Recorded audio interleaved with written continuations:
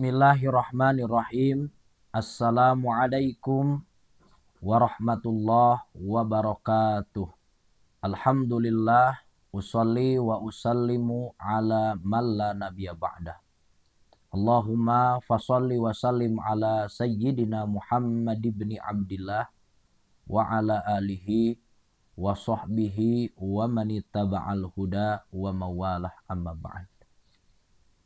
Puji syukur kita panjatkan kepada Allah Subhanahu wa Ta'ala, salawat dan salam semoga tercurah limpahkan kepada baginda besar kita, Habibana wa Nabiyana wa Rasulana Muhammad sallallahu alaihi wasallam.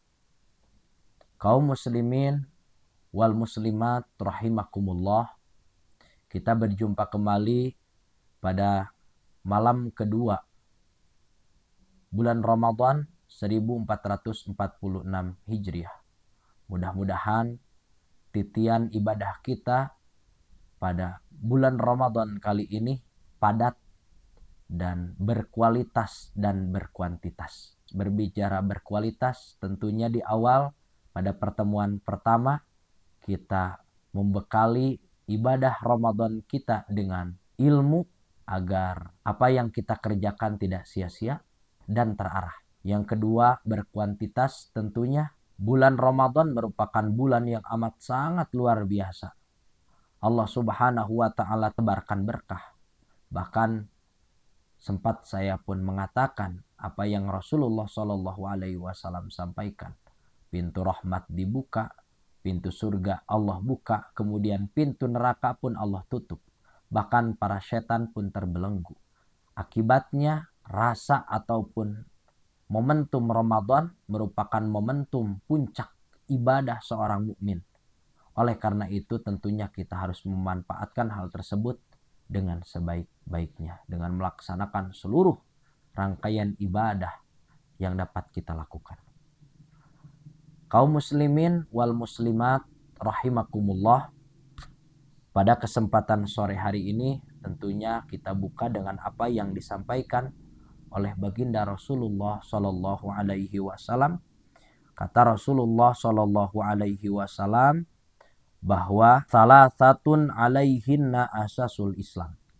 Ada 3 hal yang ketiga-tiganya merupakan pondasi Islam itu sendiri.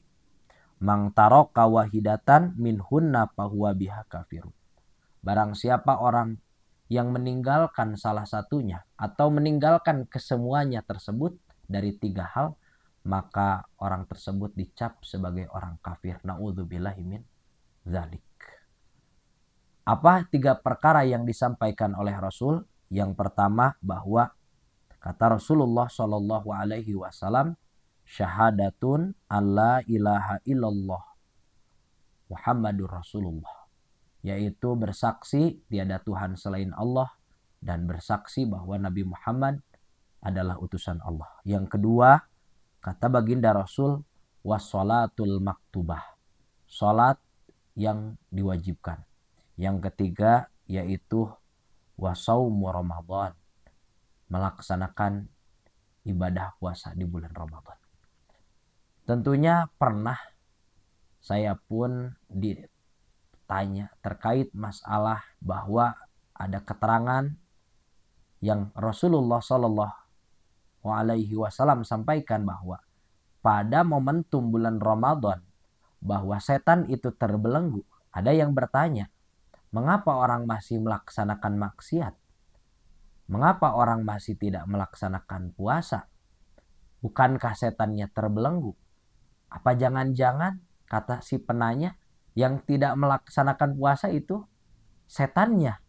Ataupun orang yang bermaksiat itu memang itu setan yang dari bangsa manusianya? Saya pun menjawab dari pertanyaan yang dipertanyakan oleh penanya tersebut.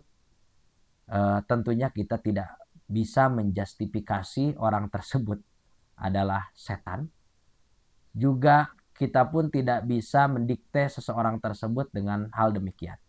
Karena masih banyak faktor hal-hal yang perlu kita pertimbangkan. Mungkin yang pertama, bisa jadi orang tersebut dalam kondisi sudah menjadi kebiasaan dalam hidupnya melaksanakan maksiat dan dosa, sehingga asar ataupun bekas dari apa yang digoda oleh setan untuk membujuk hawa nafsunya melaksanakan kemunkaran itu terbawa saat momentum bulan puasa. Oleh karena itu masih banyak hal yang perlu kita pahami dan dalami terkait masalah tersebut. Namun pada intinya momentum puncak keimanan, ketakwaan, penghambaan orang Islam itu dapat terlihat pada momentum Ramadan. Kita dapat lihat masjid-masjid, surau-surau penuh sesak oleh jamaah. Kemudian Quran yang sudah lama ditinggalkan dibaca kembali, Masya Allah, luar biasa. Efek yang amat sangat luar biasa dari pelaksanaan ibadah Ramadan.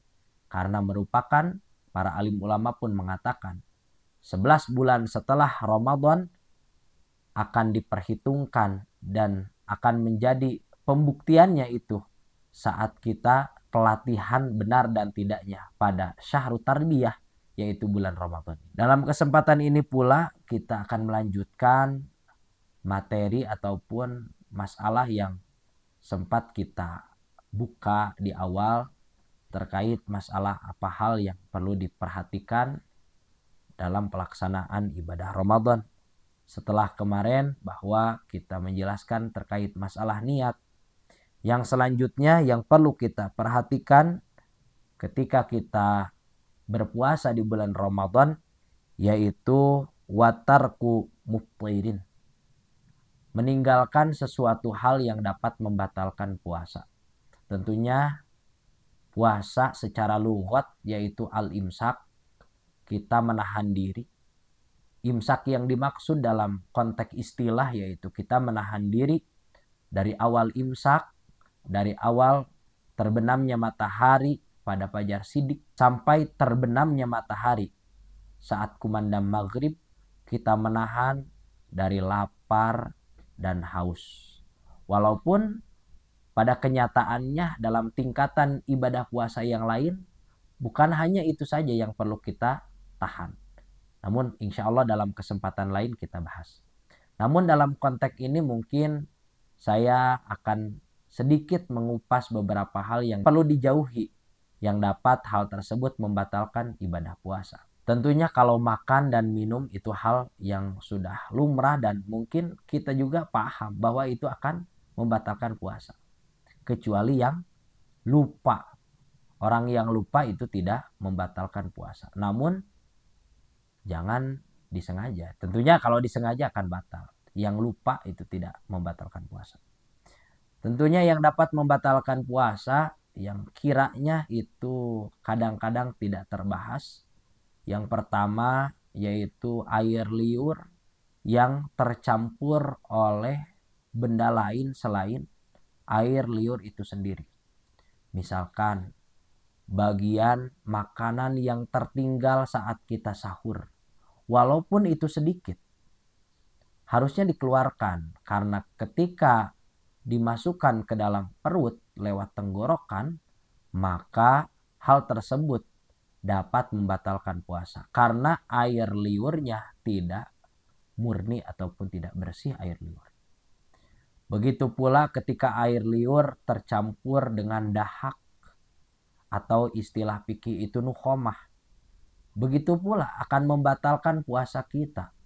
Kecuali para alim ulama memberikan pandangan bahwa ketika dahak itu susah untuk dikeluarkan, namun ketika ditelan gampang tapi dikeluarkan itu susah, maka nukhomah itu tidak membatalkan puasa. Namun ketika gampang untuk dikeluarkan lantas ia menelannya, maka air liur yang tercampur nukhomah ataupun dahak itu dapat membatalkan puasa.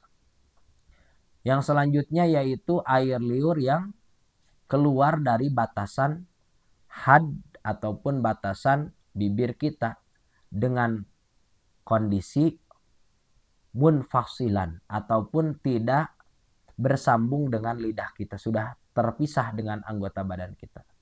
Contoh kasus misalkan seorang penjahit yang memiliki permasalahan benang yang ingin dimasukkan ke dalam jarum, lantas susah untuk dimasukkan, dia pun menjilat benang tersebut agar mudah dimasukkan. Kemudian setelah dijilat, dimasukkan, kan air liur itu nempel di benang tersebut. Ketika keluar, sudah kondisi munfasilan, terpisah dari anggota air liur tersebut. Sudah keluar, kemudian ketika dimasukkan, ternyata masih tidak masuk.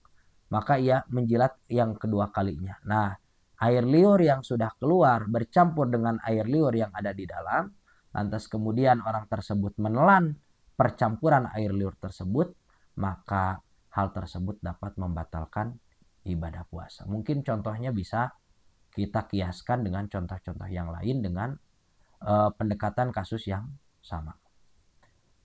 Itu yang dapat diantaranya membatalkan puasa. Karena tentunya ibadah puasa merupakan ibadah menahan lapar dan haus. Menahan apa yang dapat membatalkannya pula. Banyak sekali nilai-nilai yang terkandung dalam ibadah puasa. Di antaranya kita diajarkan kesederhanaan. Kita diajarkan dengan qanaah. Bagaimana Allah Subhanahu wa taala mengajarkan kita untuk makan sesuai apa yang Rasulullah Shallallahu alaihi wasallam contohkan, 2 kali makan pada saat buka dan sahur. Kemudian kita pun diajarkan untuk merasakan saudara-saudara kita yang mungkin di luar bulan Ramadan mereka tidak dapat makan, mereka tidak dapat minum. Hal tersebut ketika kita mentadabur, tadakkur, mengingat-ingat apa yang terjadi dalam seluruh momentum Ramadan, maka hal tersebut dapat menempa diri kita menjadi pribadi yang amat sangat luar biasa di hadapan Allah Subhanahu wa taala. Mungkin sekian apa yang dapat saya sampaikan pada momentum hari kedua di bulan Ramadan ini. Mudah-mudahan puasa kita diterima oleh Allah Subhanahu wa taala. Selamat berbuka puasa. Dhahabadz dhama wabtaliyatil uruq wa thabatil ajr insyaallah. Wassalamualaikum warahmatullahi wabarakatuh.